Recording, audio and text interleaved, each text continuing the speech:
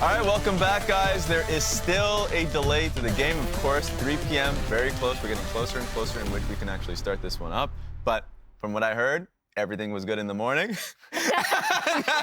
and the audio blew up, so just kind of a freak accident. What's the technical term for that? Yeah. I think we're still working on the definition. An audio boom. Yeah, something blew up. It wasn't like, ooh, we just didn't turn it on this morning. Whoops, we're dumb. It's just, if you ever work with technology, sometimes it goes kaput. Something big went kaput.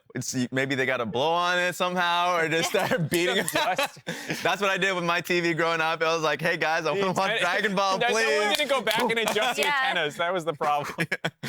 Oh my God. So like, a question that I have for you guys is more so like, how do you feel like it's going to impact the players? Because that's the question ultimately. This is our biggest matchup of the split so far, C9 versus FlyQuest, and now they have to go back to their facilities, play from there, of course, in a more comfortable environment, but having your entire morning routine kind of messed up. How do you feel like that's going to impact that for them? I think the thing that would change the most is you're no longer on stage. We heard last week a lot of pros were talking about being nervous, playing on stage and all this kind of stuff. I think for people who are having some nerves, this could be a good thing in the sense that you're back in your practice environment. It seems lower stakes, even though it's the exact same in terms of standing. It's just a more comfortable environment because you practice here every day. So like, it might elevate some of the scrim teams and lower some of the stage teams if there was like some level of displacement in how they were performing. Correct. It does speak to how important it is to have a comfortable setup at your facility, which does vary from team to team. The second thing I'd say is it does depend on how set teams are in their routines. Yes. And some of this comes with experience. Like there are certain players who want, if their match is going to be at 3, they wake up at 11. Yeah. And they want their caffeine at 2. Yep. Right? So like, and if that is off, they're like, it's off, and they start getting nervous. And then there are other players who just don't care. Right? So those are the ones that are going to be more advantaged if they're not as set on like nailing their routine. Even though like nailing your routine does have its benefits, in situations like this, it's good to be able to be flexible. You sound like you had a specific player in mind. Oh, there are definitely players that want their caffeine in a specific way at a specific time. Emily? Name and shame. Yeah, I know. That's why I was like, Because like, I think it's gonna probably, I know there's the idea of a more comfortable and practice environment, but man, everyone's probably had that moment where you feel like your day is set and scheduled and you have an idea for how it's gonna go, and if it changes up dramatically, it doesn't matter how comfortable that environment's going to be. Yeah. You feel like you're off. Yeah. So like a good example is when I'm walking past, when I was walking to this actually studio this morning, you see Blaber. What did you do to the audio? No, I wasn't doing anything. Look, I am not that chaotic. I broke a lot of stuff here, but not You're there. not that chaotic? Not there. So it's not on me. You can't put that on me. Wanted to say that I saw Blaber actually like walking around with headphones on, listening to music. I've had like players in the past that have done that same thing when they were doing their walks, listening to music, getting themselves in the moment, and then you kind of, that's disjointed. Yeah. So that's gonna happen. But let's just talk about the first game of the day, FlyQuest versus C9. A challenge for us as analysts actually was just like, what's the most exciting lane to talk about? What actual matchup do we think is going to be the best? So we wanted to ask you people out there, between which matchup did you guys want to talk about? Do you guys want to talk about top lane? Do you guys want to talk about jungle? Are you just more interested in the bot lane? So specifically it says which one's the most hypest one, and we, our analysts, are going to be kind of selling you, the people, and what we're most passionate about. And I think the first person that we had on this one was Emily. Yeah, I just saw on the prompter that I'm first. Yeah. So I didn't know that. So let's go. Yeah, top jungler bot. That's generally what we're arguing about. So I chose top lane. I know most people are going to be going towards bot lane. So here's why I want to sell you on top lane. First of all, this guy, player of the game in every single one of his games thus far that he's played in 2023. 3 solo kills.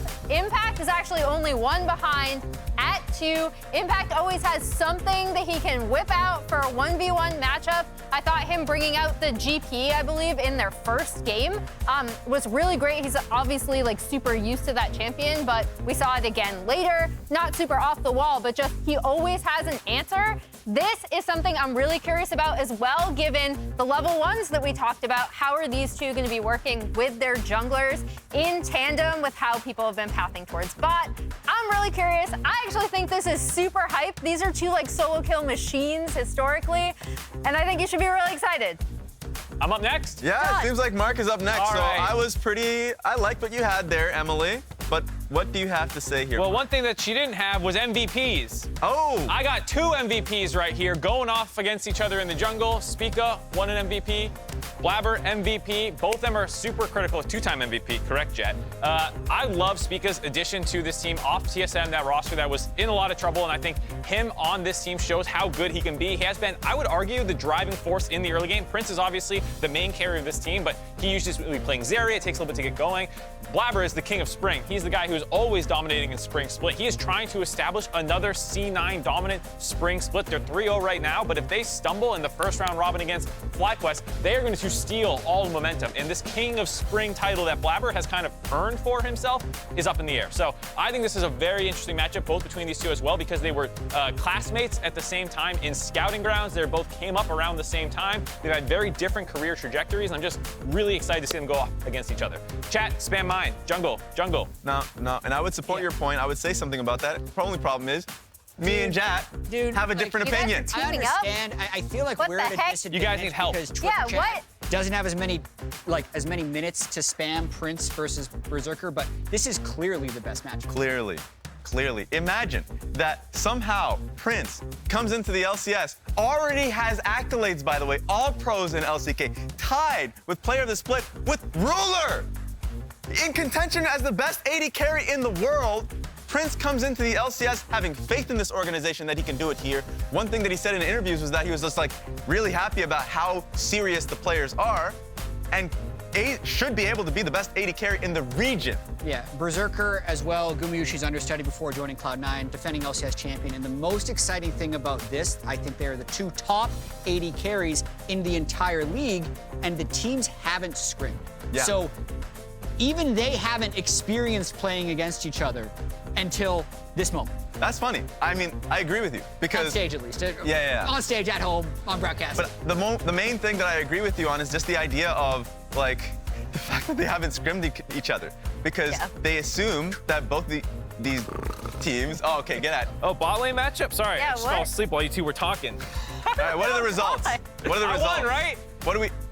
Oh! You guys got the layup. It wasn't you two. It was a biased game. I'm also Team Prince. All right. Now you heard enough from us. I appreciate you guys having the patience to be with us, but for now, Thank you. It's the show open. Let's get the show on the road.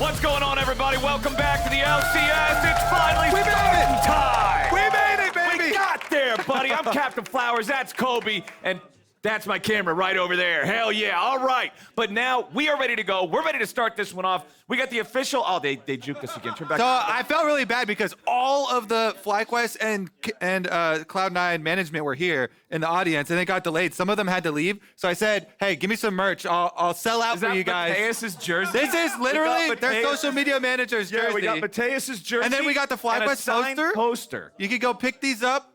You can't get Mateus's jersey specifically, but you can get one similar to it. I bet you could. I'll sell you Mateus's jersey for $200 right now. But with that taken care of, we have one of the most exciting matches possible with the current state of the teams and the league. It's FlyQuest versus Cloud9 to kick off the day. This is actually our Clash of Titans already. Yeah. Battle at the top. 3-0 teams, undefeated. I, for the record, agree with Emily. The top lane is the biggest battle here. 2 best top laners in the whole league for my money.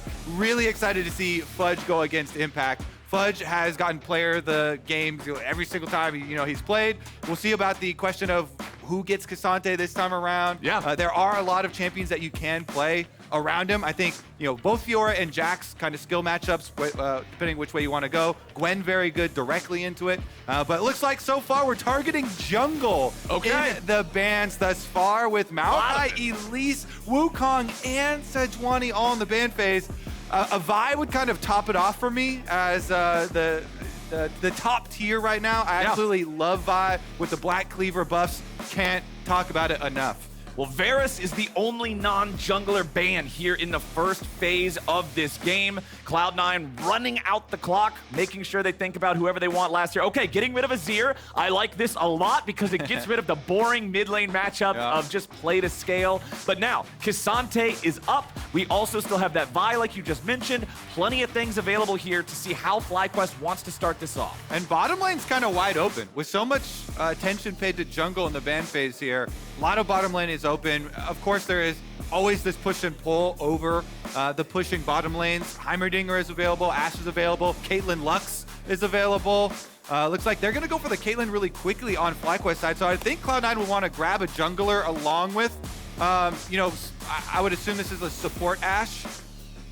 Well, also remember yesterday it was Cloud9 playing the Caitlyn Kalista bot lane duo that was able to shine with some of the pushing power and early control of the Caitlyn as well as the Kalista to keep it safe. So not only getting that for Prince for FlyQuest, but denying it from C9. There's the Ashe locked in, expecting that support like you said. They know they don't have to Jungler's dream, baby. Yep. Jungler's dream. Let's go. If you give Blaber extra information, I feel like this is a path to victory. Yes, and if they could get the Vi too, really good at engaging. Obviously, Ashe Arrow plus Vi, that combination already in picks 1-2 for Cloud9. They have all the tools available to push the state of the game.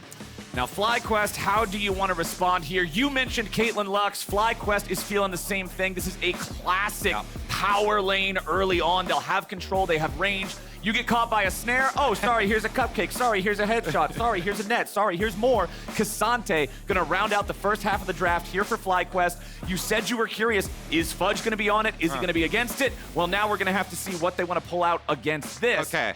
Excited because Cloud9 here, they have a decision. Either pick up their AD carry. Okay, we don't get to even explain it before it's done, but the decision was, do they want to grab the counter, their preferred counter, Fudge's preferred counter into Cassante, which I prefer the Gwen super heavily because Cassante always wants to build armor first with the Frozen Fist, Iceborne Gauntlet item, and having the magic damage Gwen up there is a really big problem for him. But they decide to go with their bottom lane first. I guess technically either one of these champs could be support, could be AD carry. Yeah. From now on, we'll just refer to bottom lane as the double AD carry Let's call lane. them bottom lane. That's what I'm going to call them. Okay, there we go. Bottom lane. They're both carries down there nowadays with all the champions going around. Zven, of course, is primely positioned to play a lot of those AD carry champions as support. But let's move on. Because they did not grab their counter to Cassante now, good ban here, I believe, from FlyQuest. Ban away the Gwen.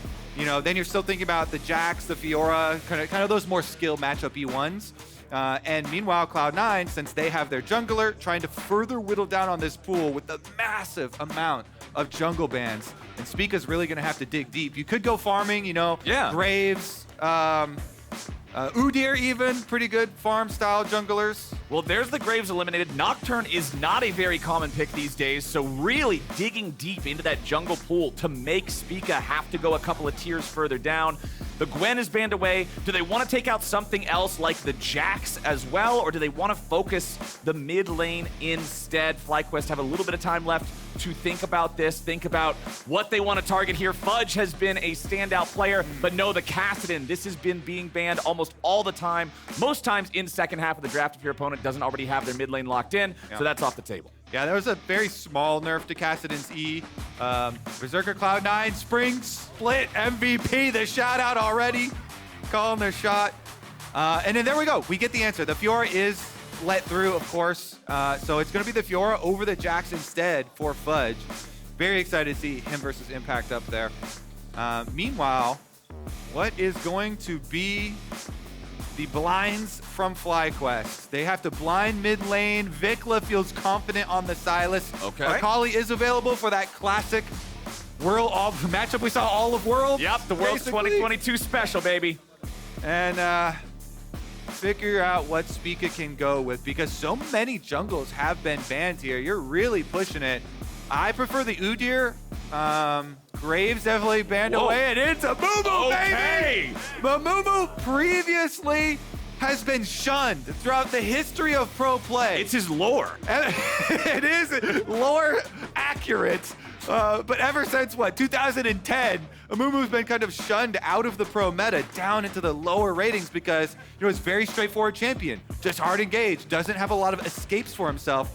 With the introduction of course, of the double bandage toss, has a few more options and can, try and Spider-Man his way out to minions, but this is exciting. He has recently been climbing up the ranks, becoming very, very popular even in the higher ratings, especially, you can, even with the small nerfs to Demonic on the B patch, go that as well. Could go full tank for Spica. Super excited to see this one, because if you're with two melee solo laners, two divers like K'Sante and Sylas, that is a massive, massive front line. FlyQuest pulling out the Amumu. Yeah, FlyQuest is ready to dive in with the top half of the map. Lux can fire the laser over top of them when they engage, and then Prince has a lot of range here on the Caitlyn, so comp makes a lot of sense coming out from them. Over on the other side, Cloud9 has two very powerful 1v1 champions in their solo lanes. They've got a lot of long-range artillery with both bottom laners to support them, so I'm excited for this, man. I'm liking what we're seeing. Yeah, me too. Good draft here to set up our battle at the top of the LCS. Rank 1 tiebreaker here. Cloud9 versus FlyQuest, baby. Somebody's got to end up with a loss here. That's the thing. These are the two teams that have been standing out so far as being just a cut above all the other teams in the LCS here at the start of 2023. But one of those flawless records ends here today on the Rift, and it's time to see which one of them it is. Kobe, we gotta focus on these junglers here in the early game, I think. Both these guys are excellent at what they do. Both these guys got some good ganking tools early on. Where do you want to see them? Bottom lane Tribrush. Okay. Let's see them there. There's so much emphasis, of course, nowadays on trying to get vision in the brush on side lane, with it being so focused on pushing. VicLa uses a Sylas jump over to the back here. They want to try and pincer Berserker, see if they can get a summoner spell or even a Q. Amumu can follow it up. If VicLa lands, Berserker. A whiff. Confidence there from Berserker, sidesteps it. No summoner spells blown. Good attempt from FlyQuest, though. I always like to see prep like that, especially when you have a champion as versatile as, Sylas here, to jump over the back of the wall, knowing that if you land it, you have a Lux and an Amumu on your team. They will instantly both level up their Qs, and that person will be dead, will be followed up upon. Fudge takes the opportunity. When you see 5 members on the other side of the map, you know you have freedom as the top laner to go get some deeper vision. And Fudge, remember yesterday, did a very cheeky level 1 when Cloud9 played against CLG. He absolutely took contracts out of the game at level 1, counter jungling that Wukong at the red buff. He's not going to get the opportunity to do something similar. This game is starting on the other side of the map, but you've always got to be mindful of what this guy's going to do. And counter jungling is one of the tools used against Amumu a lot higher up, because the champion has no dashes of his own that are not to enemy minions or enemy monsters. If you are able to get some pushing lanes to help you in an invade on an Amumu, oftentimes you find him on a camp, he's going to have no way out except flashing, and you can get a lot of an advantage. Looks like it will be a pretty easy clear for him, though. Always looking for the full clear here. Spica does do his bottom triangle of the jungle. A lot of wards for Cloud9. We'll see him if he transitions back. He's taking a pathway here, though. Yeah. Past a ward towards mid. Yeah, Cloud9 is putting down a lot of early vision in the jungle of FlyQuest to track this Amumu nice and early, make sure they don't get caught off guard by those ganks. And remember that as the game goes on... Who's invading who, baby? Yeah, let's see what it's going to be here. Spica will throw the ward over the wall. He knows Blaber's going after these wolves. Smite's not available for the Amumu just yet, so Blaber's able to immediately grab that. Now what about the fight? Spica's winning for now. Blaber turns it right back around with a Vault Breaker. Diplex having a wave about to crash into his turret is saying, no, just get the hell out of there. I don't want to deal with that. I need to farm this up right now. So Spica getting aggro here on the Amumu early on. I love to see it. Going for the invade himself. He likes to turn the table, take control. With the double Qs, definitely has a possibility, but Blaber's going to turn it around on him. He goes for the counter invade, cross map onto the blue. This is, by the way, the first Amumu in the LCS since 2015, since High played it as jungle. Of course, we had the era of Amumu supports, which were everywhere. Right, yeah, But those are something different. back to the origins here. Original Amumu as a jungle. See, it's actually fun. Yeah, the whole audience is like, oh, it's going to hard leash back. But some of the changes to jungle have made it a lot kinder to, to junglers. If you do get the full patience leash, it only heals up very slowly as it waddles back into patience range. So it doesn't take a lot longer for Blaber to finish that one out. Does get it and gets the crab on his way out. You know he loves those. Yeah, the camps are a lot more level-headed. They lose their patience and then they calm down immediately. Exactly. They don't have to go for a walk and manage to just do the deep breaths for a while. There's been therapy for junglers as well as the jungle camps in 2023. The new season is just trying to calm everybody down. If there's anything I know about North American solo queue, it's that we could use a little bit more jungler therapy here in the Everybody's just a little kinder nowadays. Meanwhile, though, bottom lane, pretty even as far as the CS goes. Slight push advantage here to Prince and Winsome. Yep. Of course, the Caitlyn Lux trying to get up to the tower so they can really pepper you with those skill shots and see if they can get any damage on plates. Doesn't look like they've been able to scratch it at all thus far, though.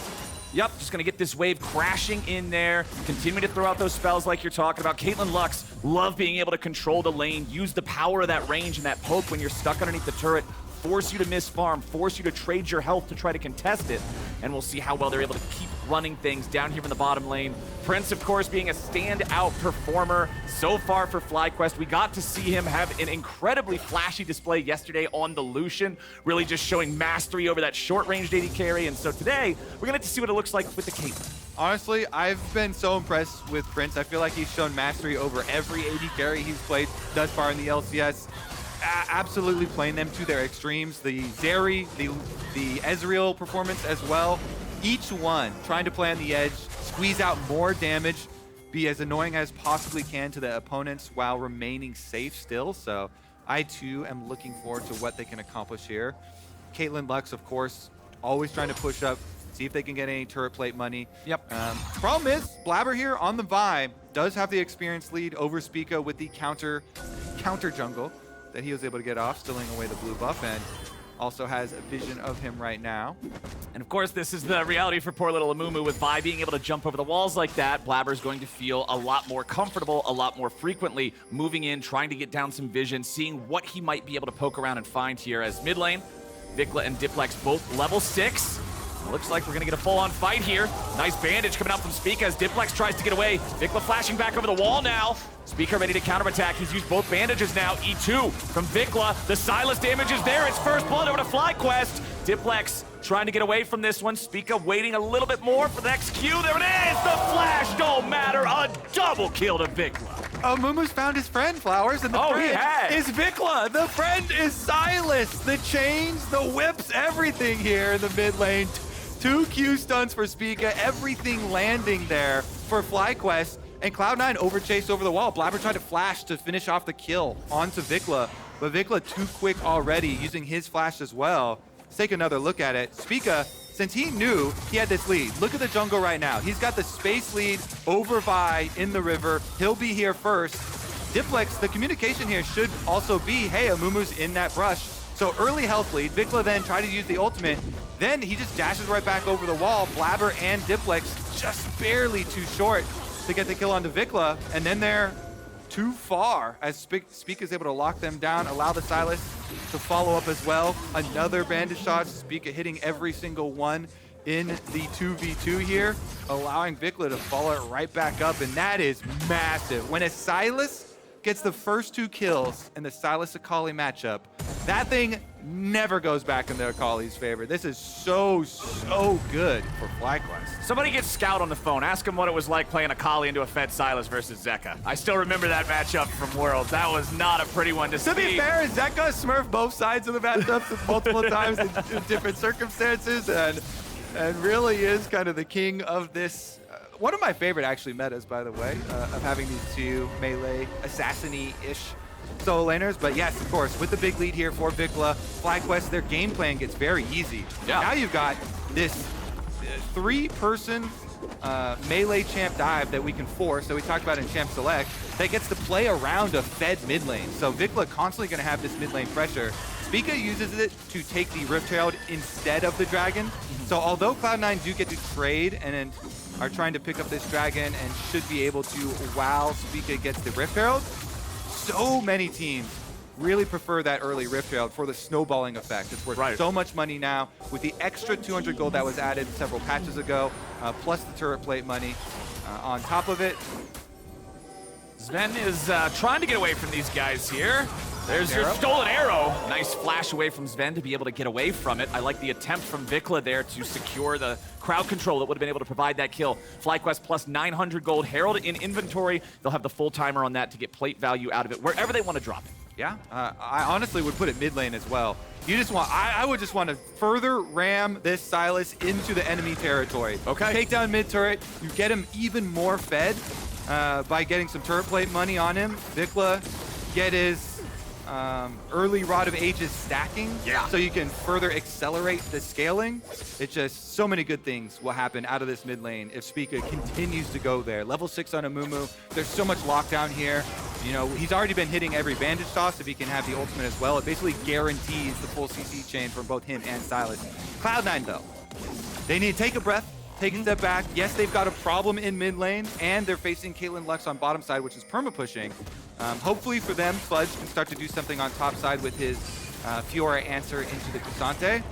Other than that, they're trying to play damage control here. Zven's hawk shots are very, very important in keeping track of Spica and where FlyQuest are trying to force next. Yep, Blaber came down there to shadow bot lane. They had the control ward that saw Spica. They knew they had to protect against this dive because otherwise it's way too easy with Amumu just walking up, providing that lockdown onto both targets. Back in mid, Diplex is still keeping the farm tied up, all nice and even there with VicLa, despite the fact that they lost that 2v2. Up top side, Fudge controlling this matchup in the 1v1. This is what Cloud9 need, some hope from the top lane. Fudge has been the all-star player for the squad thus far this season. Definitely getting a lot of help, of course, but see what they can do about it. Blaber, you can see on the mini-map, is playing off of the advantage that Fudge has. Fudge pushes impact off. The teleport comes right back. He comes up there, but it is going to be a second steal away on the blue buff, as Blaber did have the exact timer. Does mean three-person unanswered push on bottom side. Spica kind of goes up there. He just puts the Rift Herald behind Prince. They're going to be able to finish this one pretty quickly here. That's going to be 4 turret plates very quickly for the Caitlyn Lux. And once you get that Caitlyn Lux roaming to the other side, you just rotate them to the other standing turrets and get some more turret plate money. So that one chipped down very, very low. The classic Caitlyn game plan. First take your turret, then get every turret thereafter and start snowballing into that mid game, which again is going to feel even better for the champion now that you can get the Infinity Edge seconds. You're gonna have those big headshot crits that really chunk out those health bars. Gale Force completed there for Prince. You've already got the Rod of Ages up to its first stack for VicLa, like you talked about. When you're accelerated, it feels even better if you're rushing Rod of Ages and having that item building towards it. But back in mid lane, these two, I'm always wanting to see this break out into a 1v1. Yeah, I mean, when you're playing an econ game like, you know, a Rod of Ages, or even better, a Rod of Ages plus Seraph stacking champion, if you get an early 2 kills, it kind of feels like you're cheating, you know, getting an early extra bit of gold to fund those scaling builds. VicLa, though, continues to push up. Neglects a little bit of trading. Still haven't been able to knock off the turret plate, but constantly has prio from mid lane here. And approaching that level 11 pretty soon as well for the lower cooldown on ult. Cloud9's gonna just go ahead and continue trying to farm up, trying to just move along without losing anything else. We've got a little bit over 1 minute before the next Drake spawns. It was C9 that took that first one. I expect FlyQuest to challenge here for the second. Yeah, especially with Spica finishing that Demonic that we were talking about. Yes, sir. Demonic Embrace, even with the slight nerf to it for melee champions, still very, very powerful. Going to put out a lot of extra damage here. And they've got supreme vision control in the river as well. You see FlyQuest doing all of the preemptive work here. There is one ward in the back of the pit. existing here for Cloud9. Plus, they do have Ashe, so you always have access to some sort of vision. But honestly, I think Cloud9 should probably make the call to just try and play off other side. Maybe you make a cross-map play. Yep. You know, go for something here with Fudge, try and get him more fed maybe. Casante's pretty difficult to pull off tower dives on because of the mobility, because of the all-out. But definitely would be worth even just getting a bunch of turret plate money and maybe a turret. Well, one thing to keep in mind here is neither one of our top laners have their teleport available for when the dragon spawns.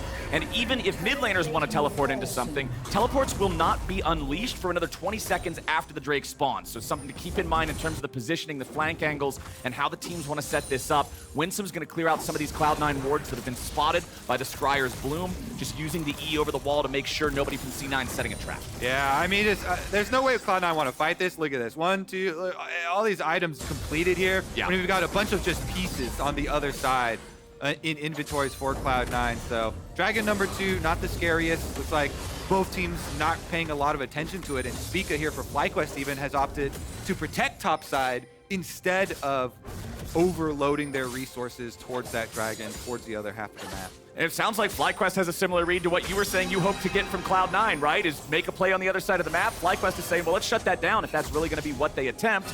It doesn't end up resulting in a whole lot from either side up there. This bottom lane tier 1 turret, now that plates have fallen, is not long for this world. Zven and Berserker have been stuck underneath this thing for most of laning phase.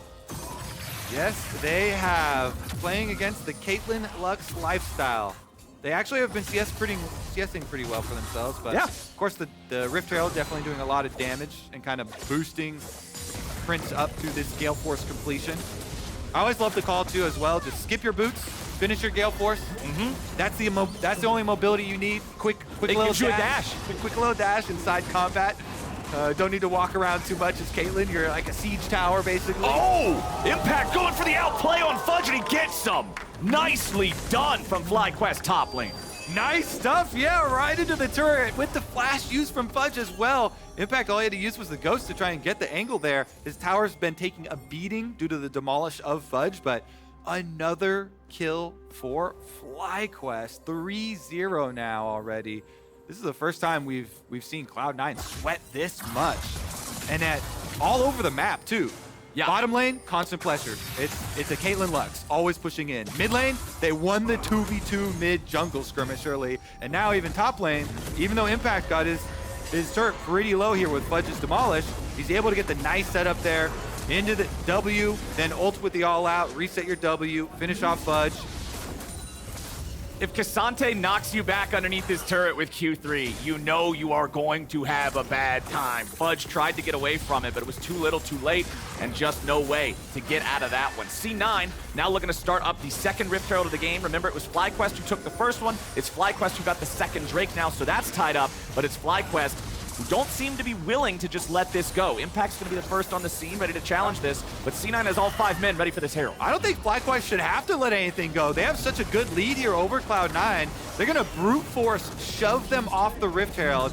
Nice little sneak there from Fudge around the top side. You see him finish off the turret, at least for Cloud9 to get them something, though. TY for Leash. FlyQuest just picks up what C9 started. They enjoy a 1,500 gold lead right now. If this Herald ends up being successful in getting them another turret, that'll balloon closer to 2,000.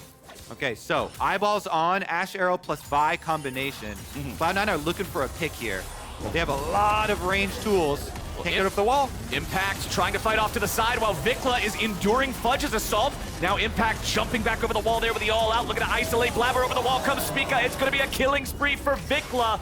FlyQuest's coordination baits in C9 and gets him a kill. Oh, man. Impact is just too good, Flowers. Again, he's going to get another perfect all-out. This one on Blaber. Blaber doesn't even get his Vi ultimate off. Just gets knocked into the enemy team. And FlyQuest rack up another one. That's now 2 kills for Impact.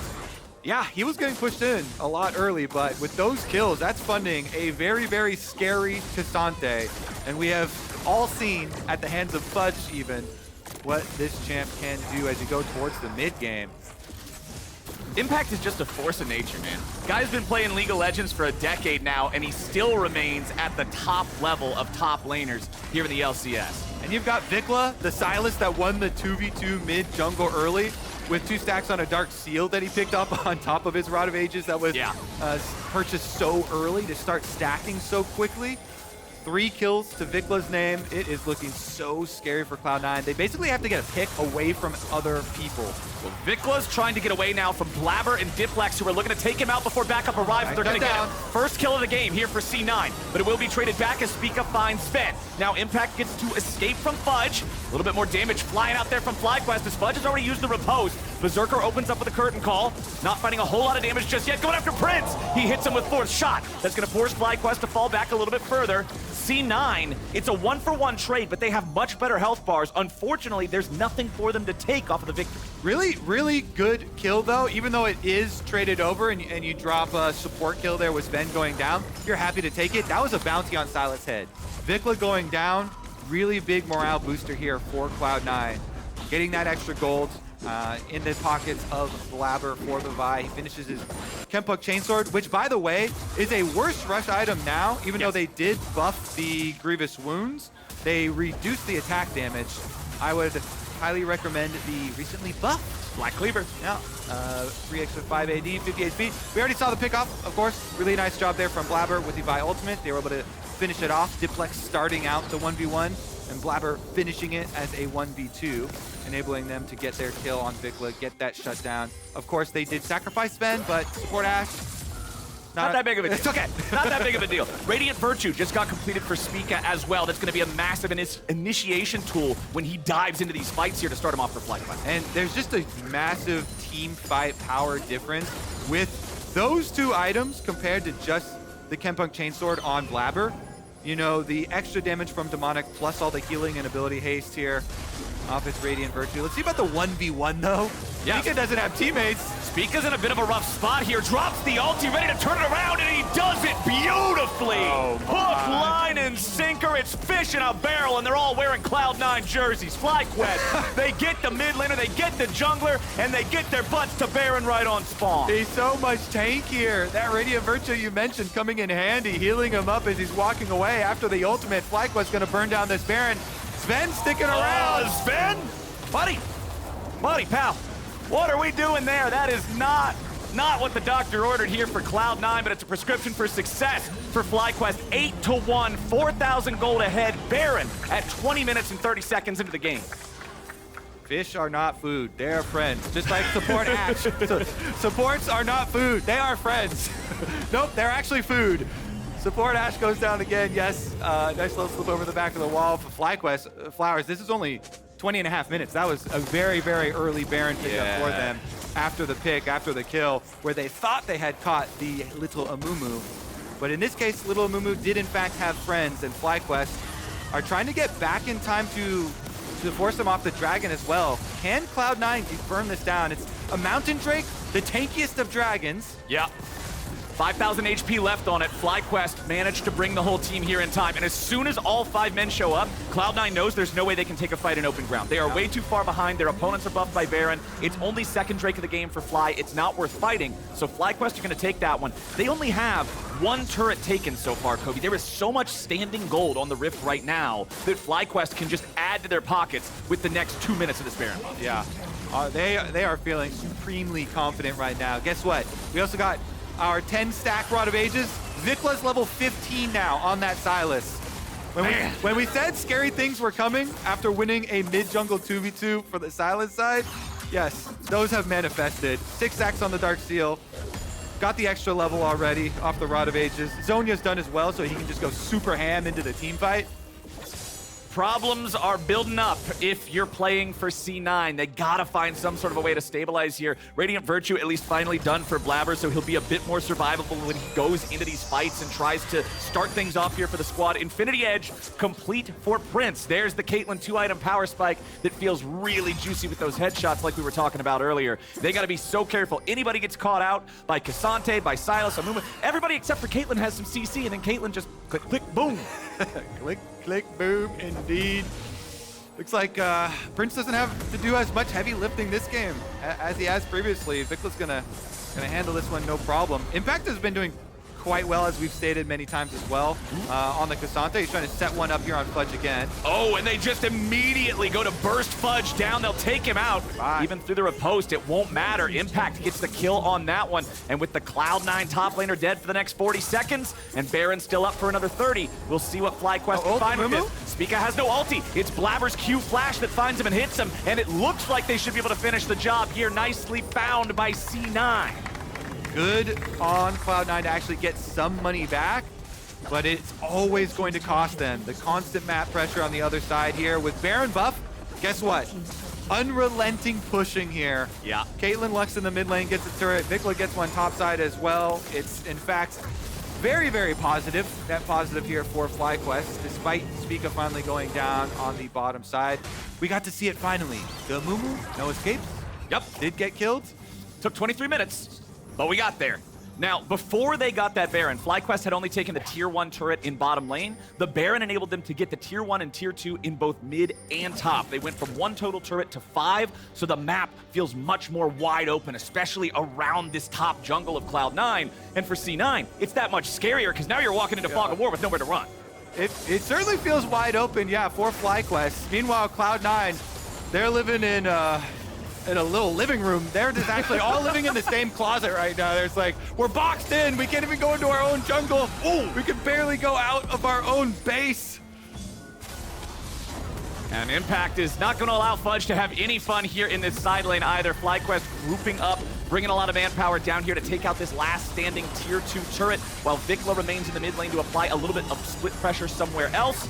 You're going to see C9 do whatever they can trying to defend this. Impact does not care about tanking up the turret. He's Cassante. He's not worried about it. They'll hard force this down. VicLa steals away the Akali ultimate to be able to give himself both some extra dueling power or outplay potential, depending on what situation he finds himself in. 7,000 gold up for FlyQuest. 90 seconds till the next Drake spawns. A little bit more than that until Baron's back on the table. What a performance from FlyQuest. You know, this game's so hyped up. Our 2 top teams, 2023 of the LCS, battle at the top, battle of the undefeated, and FlyQuest make it look like easy work. The 2v2 mid, I keep coming back to that. It really did set the pace of the entire thing. It's such a big advantage, yeah. Definitely set the pace, and since you have that constant push of the Caitlyn Lux bottom side, and Impact was performing even while giving up damage on the turret, it was just like, hey, FlyQuest don't have an area for Cloud9 to exploit. And since they weren't able to pick anyone off, even though you've got a lot of tools, right? You've got long-range Ashe arrow plus Jhin follow-up plus Vi ultimate. You're thinking maybe there would be some more picks or some area to work with on the map, but FlyQuest, this impenetrable fortress, don't give them an opening. So with Baron spawning here in about 30 seconds, trying to keep an eye on exactly where the resources are. You can see teleports, both of them available for FlyQuest. Only the one available for C9 there on Fudge. Diplex still going to need about another minute before his is ready to go. C9 want to make the move to go after VicLa here in the top lane. Use the hourglass to buy himself a moment. Flashes over the wall trying to escape. Kingslayer is going to give him the heal to stay alive for now. C9 went in for that. They used Akali ulti. They used Vi ulti. They tried to get the pick, but VicLa still able to get himself away, but it does cost a splash. Yep. And that's the biggest hope that you have. Just generically, when you're the team that's boxed in and you're behind like this, you're trying to play off these close areas. And since the opponents are all pushing in very spread out parts of the map, then you just try and overload and all go to one of those lanes, see if you can throw 3 people plus ultimates all at them, and hope for a pick. Unfortunately, they're unable to get the pick, but that kind of is the default strategy when you're behind like this and your opponents are trying to get the most out of being ahead and playing all 3 lanes. You just want to overload one of them and Hail Mary. Well, Fudge is running after Impact here in this long, long lane. You're going to see Impact activate the Ghost. Trying to knock Fudge around a little bit here. The riposte does end up stopping the Q3, but there. Now Impact's ready to go all out. Finds some quick damage onto Fudge, while the rest of FlyQuest decides to go for the Baron. Winsome trying to drop the Q on Diplex as he teleports in. Not going to find the timing to guarantee that he lands at 4,000 HP left for the Baron. Ooh, stolen Vi ulti. Baron at 2,000. FlyQuest are stopping the burn for now. Arrow over the wall. Blaber still thinking about when he needs to go in to try to challenge for this. VicLa wants to try to stop him. He goes over. The Baron's going to be secured by Spica, and now Blaber is stuck in the middle of 2. Spica provides the CC, and Diplex cannot counterattack over the wall in time. Impact joins the rest of the team, and FlyQuest command a 5v4 with another Baron buff. No openings, Flower. VicLa says, don't worry, I got this. Let me steal his ultimate. Spica, you can go for the burst now. He ults the Vi herself over the wall, not allowing Blaber any chance of the steal. Good coordination, good communication from this FlyQuest squad. And pretty early into the season for these parts to all come together. And we just see the rapid fire cannon being completed on Prince. This is a great item, particularly when you're about to enter into a siege scenario. It's going to allow him to get those chip shots onto the turrets. It's going to allow him to get that poke onto the champions very, very, very easily. But at this point, Kobe, they're 9,000 gold ahead. I don't really even think they're concerned about having to chip away at these guys. You just put the pedal to the metal and go. Yeah, they're not going to chip away. They're going to break down the wall very quickly here. Prince already knocking on the door. They've also got the Mikhails picked up from Winsome just to ensure that all these pick tools that we keep emphasizing for Cloud9 are going to be less effective here, because if Winsome is nearby, nobody's getting caught. I particularly love that item against Ashe, just because the arrows are flying out so frequently. They could hit anybody. It's super dangerous. Even if you're tanking, you get stunned for 5 full seconds. As Impact leads the charge yet again, that turret is going to drop, and the inhibitor is under pressure here in the top lane. VicLa stealing away the Ashe ulti. Inhibitor number 2 is exposed in mid, and they're going to focus that one down. FlyQuest takes it out, nearly perfectly synced with the one in top, about 7 seconds apart on those. So that's 5 minutes of pain here for C9, but the game might not even last that long. Berserker losing a lot of HP there, having to pop the cleanse. Nexus turrets are already melting away. Nearly killed, but not quite. Berserker not getting a whole lot of value out of the curtain call there, as the Nexus turrets are now gone. C9, it's now or never. They gotta find some sort of a way in. They have Blaber try to go after Prince. The damage goes through, but it's only going through right back onto C9. VicLa goes on a rampage, and Fudge is going in a body bag. Impact gets it done. Zven runs back. Berserker runs back, and FlyQuest runs forward, straight into the heart of C9, and straight into a 30-minute win. And FlyQuest are the best team in the LCS. 4-0 start and a massive, massive victory over Cloud9, leaving no doubt here in this game. 13-2 final score, 10,000 gold lead by the end.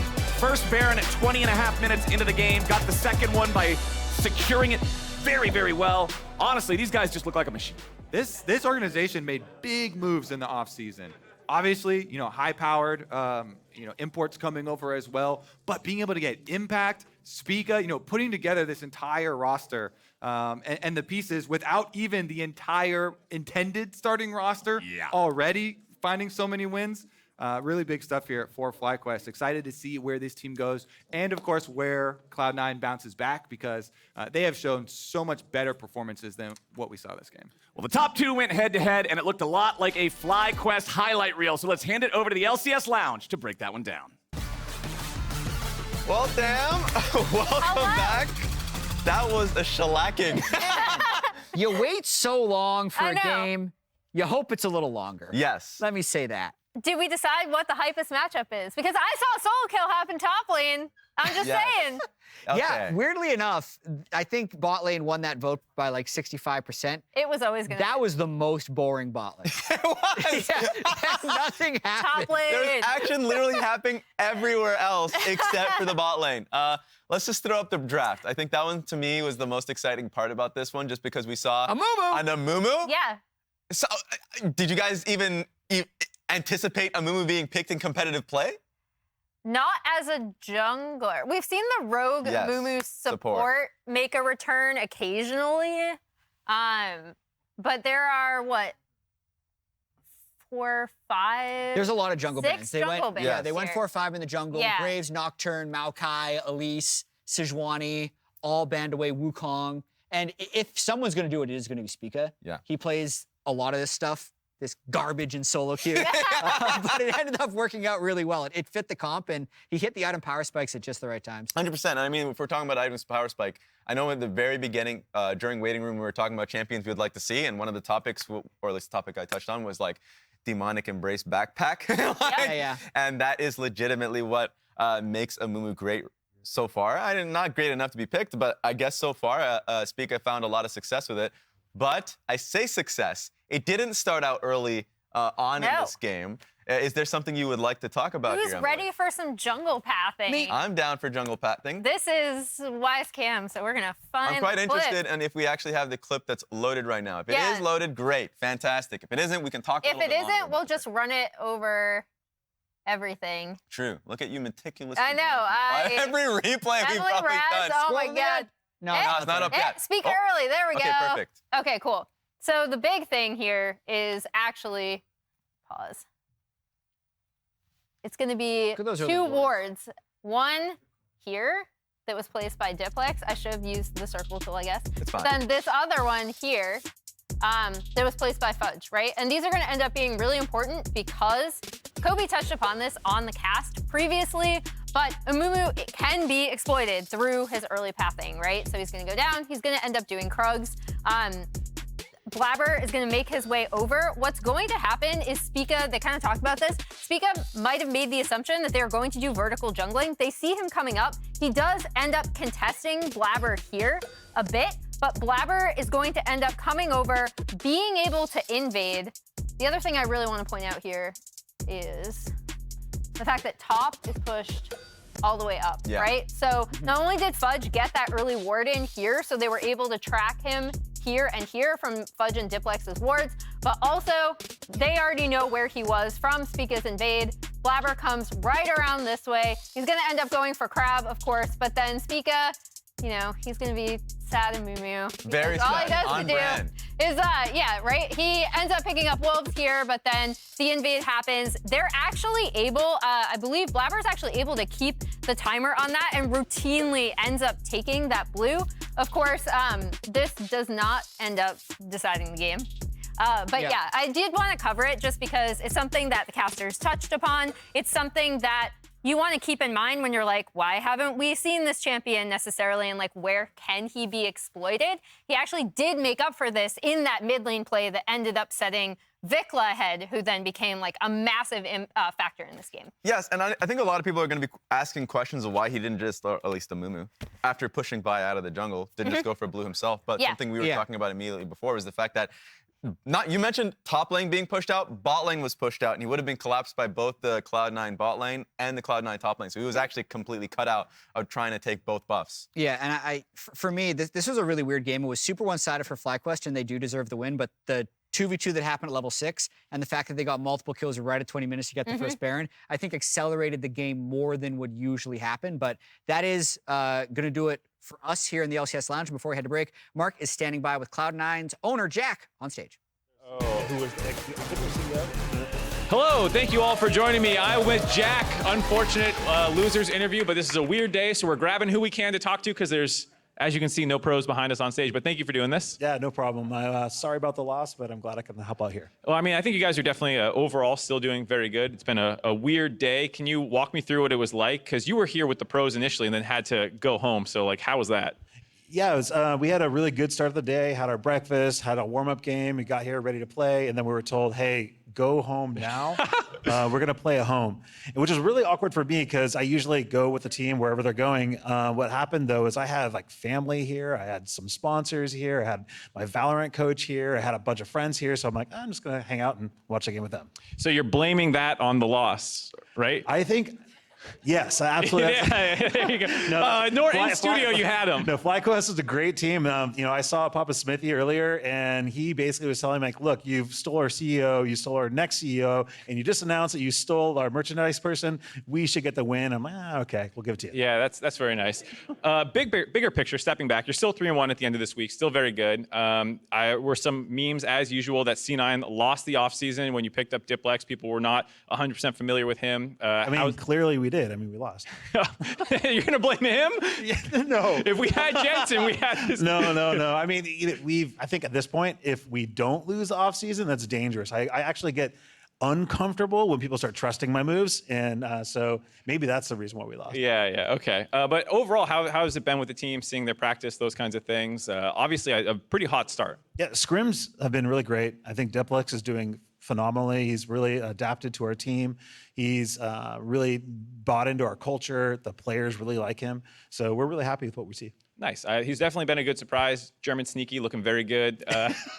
That was a surprise to me. I really didn't see like that. And then once they like threw him up on the screen, is that sneaky or is that Jensen? Is that like some sort of weird like mix? But he kind of fits that. All right, cool. One final question. Just who do you think are the other big competitors? Obviously, FlyQuest is one of them. But who else do you think is joining you in kind of that title hunt? Through scrims, it's been interesting because you often hear us say this is the most competitive like split ever. Yeah. I think this actually is the it's most. It's usually hype, but you mean it this time. But I actually mean it this time because in scrims, I mean, CLG, okay, they're actually not looking that good, but TSM looks really good. 100 Thieves has been looking really strong. EG always looks really good. So I really don't know who the top 5 teams are going to be at the end of the split. So I think it's going to be really fun to see how that develops. All right, thank you so much. It's really exciting to hear. Thanks for stepping in and doing this kind of impromptu interview. And we're going to break. We'll catch you guys on the other side for the next game.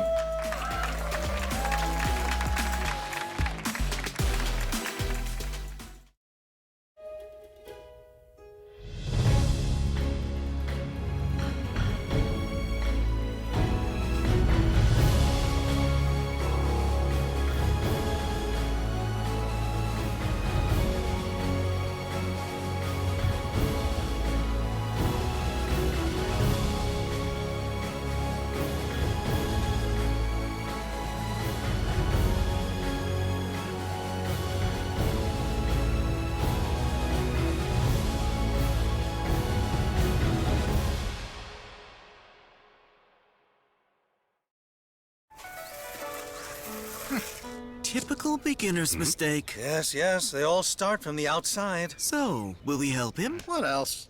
Here, try it with Red Bull. Red Bull gives you wings.